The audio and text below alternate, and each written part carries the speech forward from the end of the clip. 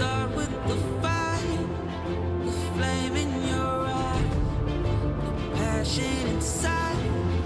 Together we'll rise, we'll rise, we'll rise, we'll rise.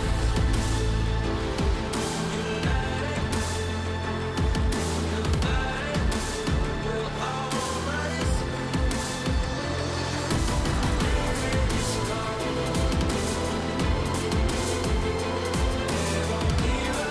But we'll all rise when our name is called. My name is Gary Corbitt. I'm the son of the legendary Ted Corbitt, the father of long-distance running in the United States, and also the father of ultramarathon running in the United States. My father was such an influential figure in the sport and not well known till more recently. He didn't throw anything away, so this is just a tremendous treasure trove of history. My father competed for University of Cincinnati for 4 years, varsity track team. They faced issues when traveling in terms of finding a place that would serve an integrated team. There were colleges that would not race against the University of Cincinnati because it was integrated. And there were meets that my father could not compete in as a track athlete because they just would not allow blacks to compete in these meets. My father faced racism throughout his running career, particularly in those early years, and I mean, it just motivated him to do more and do better.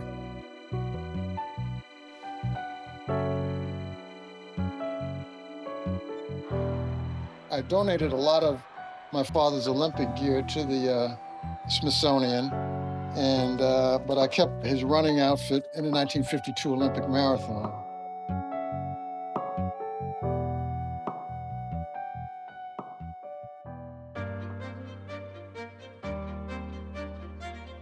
My father was one of the leading ultramarathon athletes in the world. He was ranked in the top 2 or 3 runners throughout the 1960s. My father not only would run 20 miles to work, in his build-up periods, he'd run home 20 miles. There were periods where 200-mile training weeks were normal for him during his build-up periods, and on 4 occasions, he ran 300-mile training weeks. I'm learning of late how often he was injured.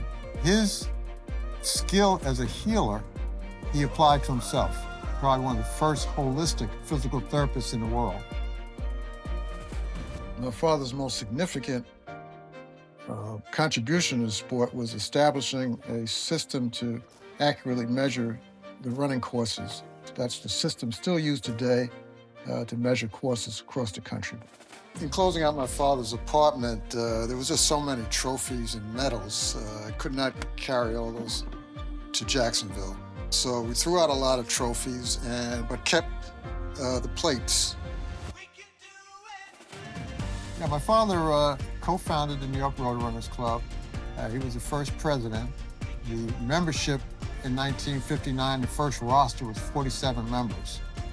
New York Road Runners now is the largest running organization in the world with over 60,000 members. And the historian Pam Cooper-Jenkins said it best: New York running history, New York road running history is a Black history story up to 1976.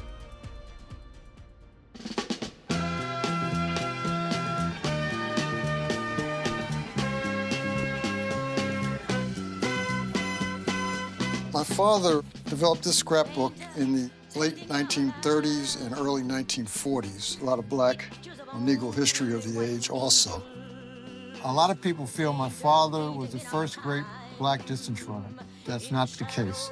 There's an ancestry lineage that dates back to 1880. In retirement, I've become an historian of not only long-distance running, but also track and field, and specifically African-American long-distance running. I want to preserve not only my father's legacy, but also the legacy of the sport in general. I'm so motivated to be sure that these individuals' names are never forgotten.